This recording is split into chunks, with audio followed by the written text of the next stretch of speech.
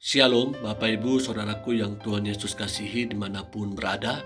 Senang bisa berjumpa kembali dalam khotbah Kristen hari ini dengan mengangkat tema khotbah Gereja Betel Indonesia tanggal 16 Januari 2022, yaitu berbuah bagi Tuhan, penanaman komsel dan gereja. Mari kita berdoa. Tuhan Yesus yang baik, kami mengucap syukur hidup kami adalah anugerah Tuhan. Hidup kami adalah kesempatan untuk kami berbuah di tengah-tengah dunia ini, sehingga perluasan kerajaan Allah di tengah-tengah dunia ini semakin cepat, dan semua hanya untuk kemuliaan nama Tuhan. Pakai setiap kami Tuhan untuk menggenapkan panggilan amanat agung ini. Berfirmanlah bagi kami di dalam nama Tuhan Yesus Kristus. Haleluya. Amin. Bapak Ibu Saudaraku yang Tuhan Yesus kasihi, tujuan Tuhan memanggil hidup kita bukanlah sekedar hanya untuk bertumbuh di tengah-tengah dunia ini, tapi yang diinginkan dari hidup kita adalah berbuah. Apalah artinya kalau kita hanya sekedar bertumbuh?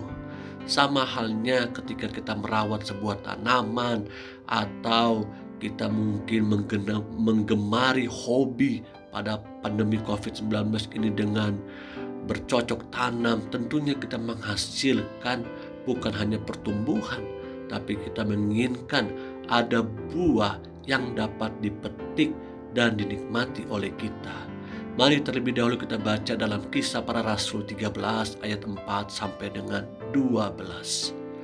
Oleh karena disuruh Roh Kudus, Barnabas dan Saulus berangkat ke Seleukia, dan dari situ mereka berlayar ke Siprus. Setiba di Salamis, mereka memberitakan firman Allah di dalam rumah-rumah ibadat orang Yahudi, dan Yohanes menyertai mereka sebagai pembantu mereka. Ayat 6, mereka mengelilingi seluruh pulau itu sampai ke Pafos. Di situ mereka bertemu dengan seorang Yahudi bernama Bar Yesus. Ia seorang tukang sihir dan nabi palsu.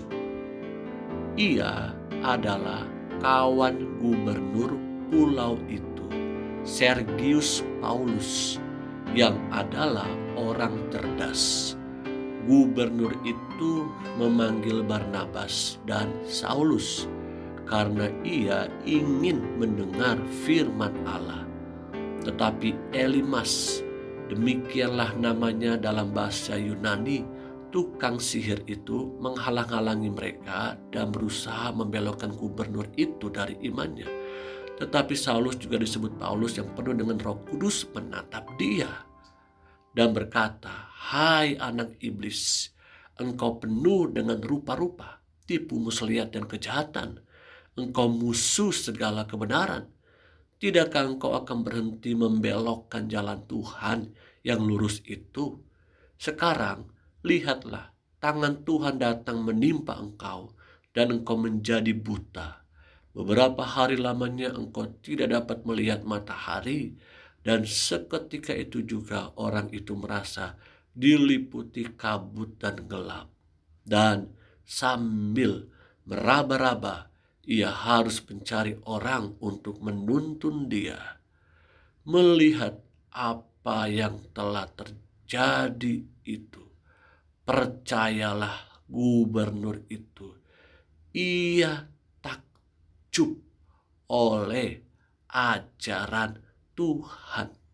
Wow, di sini kita melihat ada perkara supranatural yang terjadi dan dilihat secara kasat mata oleh gubernur karena kuasa Tuhan menyertai hamba-hambanya. Kekasih yang Tuhan Yesus rindukan, Dalam Yohanes pasal 1 ayat 1 katakan, pada mulanya adalah firman. Kata firman itu menurut bahasa Inggris digunakan kata word. Dalam bahasa Ibrani digunakan kata logos, yang artinya expression of an idea, mengungkapkan sebuah ide. Kita tentunya mempercayai bahwa firman Tuhan yang kita baca, firman Tuhan yang kita pelajari, firman Tuhan yang kita dapatkan dan dengarkan dari berbagai macam cara, kita meyakini firman yang samalah yang sudah terlebih dahulu datang bagi para rasul, bagi para nabi. Demikian juga dengan kehidupan kita saat ini. Dan ketahuilah, ada sebuah God's big idea. Pertanyaannya buat kita, apa itu yang dimaksud dengan God's big idea? Gagasan besar Tuhan, yaitu kingdom colonization, perluasan kerajaan surga di dalam dunia ini. Tadi di awal kita melihat Paulus dipakai oleh Allah untuk memperluas kerajaan surga pada zamannya. Dan saya percaya Tuhan pun memakai kehidupanku dan kehidupanmu hari-hari ini untuk memperluas kerajaan surga di tengah-tengah dunia ini. Yang percaya katakan amin. Ya, mungkin di tengah-tengah keluarga kita, atau di tengah-tengah usaha rekan bisnis kita, teman-teman sesama studi kita. Pendeta Roni Daud Simeon pernah berkata, Allah mau manusia menjadi alatnya untuk mempraktekkan gaya hidup kerajaan surga di dalam dunia ini. Saya sangat setuju bahwa Tuhan mau supaya setiap kita itu bukan hanya jago ketika kita ada di gereja, memuji, menyembah, melayani. Bahkan kita jago untuk kita bisa belajar begitu banyak tafsiran tentang Alkitab. Namun yang Tuhan mau adalah kita ini adalah garam dan terang dunia. Kita bukan garam dan terang di dalam gereja kita. Kita bukan menjadi garam dan terang di tengah-tengah komunitas orang-orang percaya saja. Tapi saya dan saudara dipanggil di tengah-tengah dunia ini, dimanapun kita berada. Jadilah garam, jadilah terang. Dan jadilah alatnya untuk mempraktikkan gaya hidup kerajaan surga di tengah-tengah dunia ini. Dan hari ini kita kembali juga melihat di dalam Kejadian 1 ayat 28. Di situ kalau Bapak Ibu Saudaraku memperhatikan ada kata berkuasa. Di dalam bahasa Ibrani kata itu digunakan kata rada, yang sebenarnya memiliki arti berkerajaan. Kita ketahui bersama di dalam kerajaan yang memiliki otoritas tertinggi adalah raja itu sendiri. Dan apa yang menjadi keinginan raja, maka seluruhnya, baik yang ada dalam istana, bahkan di dalam kekuasaan kerajaan, harus menurutinya, harus mengikuti kemauan raja. Dan kita memiliki raja di atas segala raja, yaitu Tuhan Yesus Kristus. Adakah hari-hari ini kita memahami isi hati raja kita? Adakah hari-hari ini kita sungguh-sungguh melakukan gaya hidup yang raja inginkan dalam kehidupan kita? Bapak Ibu Saudaraku yang Tuhan Yesus kasihi, perluasan kerajaan Allah harus kita responi dengan cara yang pertama, temukanlah orang-orang yang memiliki latar belakang yang sama untuk penanaman komsel, komunitas sel, dan gereja. Ayat 5 katakan setiba di Salamis, mereka memberitakan firman Allah di dalam rumah-rumah ibadat orang Yahudi. Dan Yohanes menyertai mereka sebagai pembantu mereka. Yohanes diutus oleh Tuhan untuk membantu perluasan kerajaan Allah di tengah-tengah pelayanan Paulus di tengah-tengah pelayanan rasul-rasul konteksnya pada waktu itu. Apakah kita sudah menemukan orang-orang yang memiliki visi dan misi yang sama dengan kita? Mari bersama-sama kita berdoa kepada Tuhan supaya Tuhan mengutus orang-orang yang memiliki visi misi yang sama dengan kita dan memiliki kerinduan yang sama, supaya kerajaan Allah itu ada di tengah-tengah, di mana kita ingin, di mana kita mau supaya perluasan kerajaan Allah itu ditegakkan. Di situ ada mesbah doa, di situ ada jiwa-jiwa yang dimenangkan bagi Tuhan. Berdoalah kepada Dia yang empunya tuaian. Bukankah kita pernah dan seringkali mendengar bahwa ladang sudah menguning, tapi penuai itu sedikit.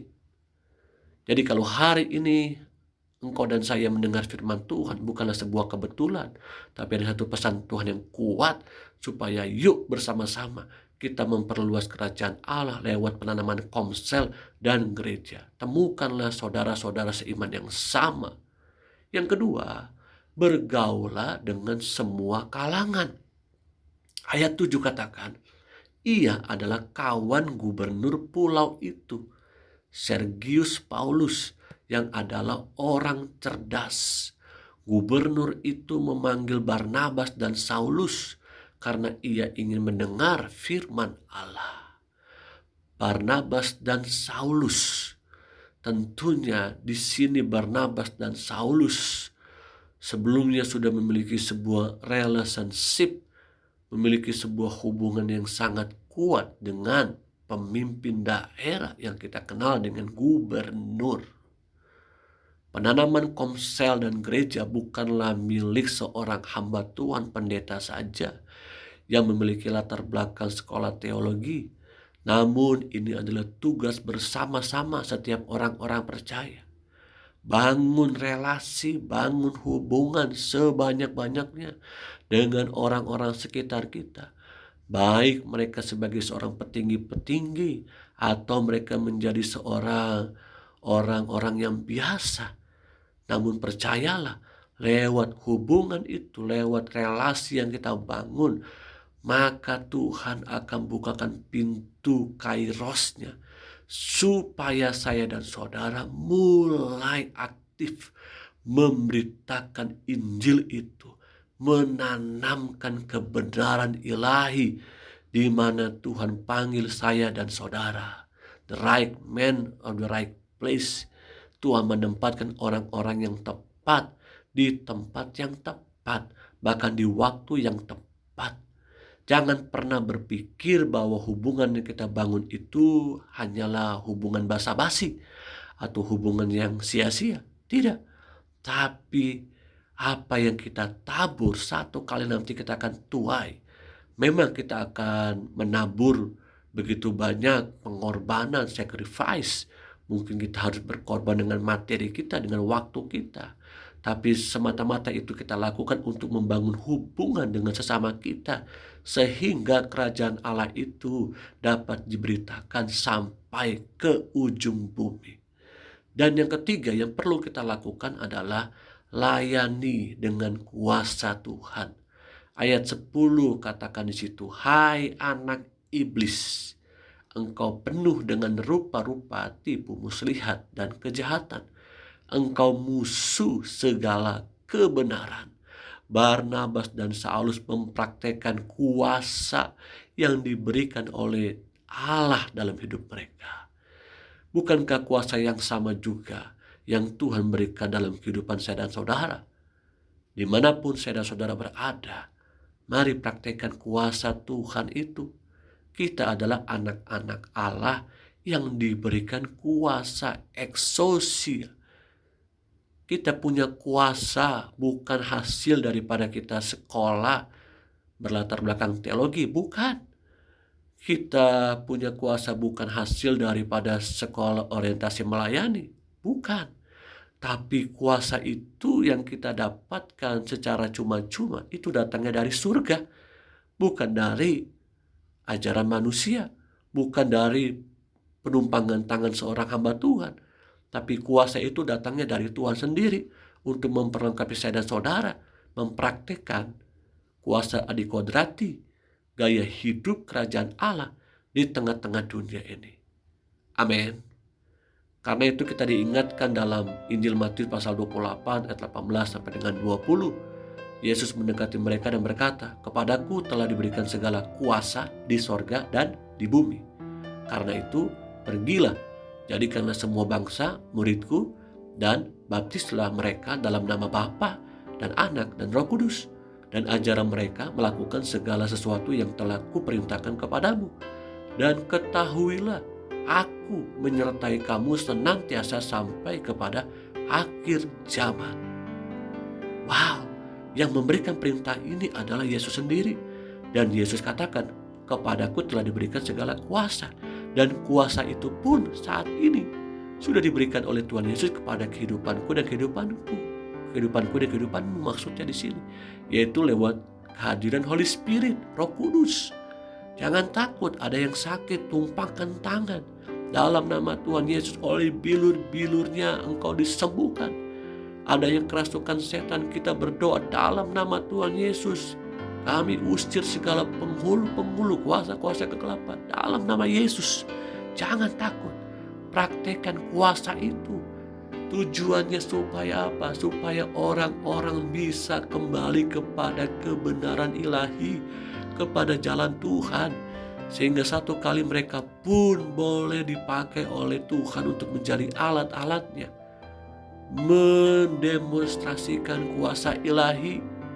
Dengan demikian maka penanaman komunitas sel, komunitas orang-orang percaya, penanaman gereja-gereja itu dapat lebih cepat terluas ke seluruh wilayah daerah, khususnya negara kita Indonesia. Amin. Siapapun engkau saat ini mengikuti pemberitaan firman Tuhan, baik sebagai orang tua, sebagai orang muda, orang biasa, bahkan hamba-hamba Tuhan, dengar baik-baik. Tugas saya dan saudara adalah mari genapkan amanat agung ini. Kita diberikan kuasa untuk menjadikan semua bangsa murid Tuhan. Bukan murid kita, murid Tuhan. Dan baptis bukan dengan nama kita, baptis dengan nama Bapa, Anak dan Roh Kudus. Dan ajarkan kepada mereka kebenaran ilahi, supaya mereka pun bisa melakukan hal yang sama. Amin. Kiranya firman Tuhan ini bisa memberkati saudara-saudara dan bisa menjadi pelaku-pelaku firman Tuhan. Mari kita berdoa. Tuhan Yesus, terima kasih buat firman Tuhan hari ini. Engkau panggil kehidupan kami untuk memperluas kerajaan Allah di tengah-tengah dunia ini lewat penanaman komsel, lewat penanaman gereja. Tidak ada seorang pun yang tidak bisa melakukannya. Kami percaya kami bisa karena ada Roh Kudus yang memimpin dan menyertai kami. Mari Bapak Ibu Saudaraku yang Tuhan dikasihi, angkatlah kedua tanganmu dan terimalah berkat Tuhan. Terimalah kasih karunia Allah Bapa, cinta kasih sayang putranya Tuhan kita Yesus Kristus, pertolongan penghibur Roh Kudus menyertai kita bersama hari ini sampai selama-lamanya. Yesus datang kali yang kedua. Yang terima berkat Tuhan dan jadi berkat, katakan amin, amin. Mari bagikan firman Tuhan ini sehingga banyak jiwa dapat dimenangkan bagi Tuhan Yesus Kristus. Haleluya, amin.